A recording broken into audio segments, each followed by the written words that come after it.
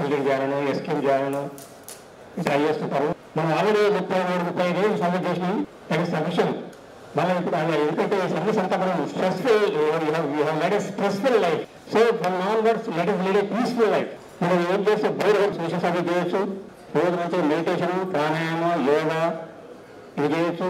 యూట్యూబ్లో గురువుల ప్రసంగాలు వినొచ్చు. తర్వాత భగవద్గీత చదవచ్చు. తర్వాత గ్రేట్ ఫిలాసఫర్స్ యొక్క బయోగ్రఫీలు చదవచ్చు. ఇవన్నీ ఏంటంటే మనకు we are rich in everything but we are poor in spirituality.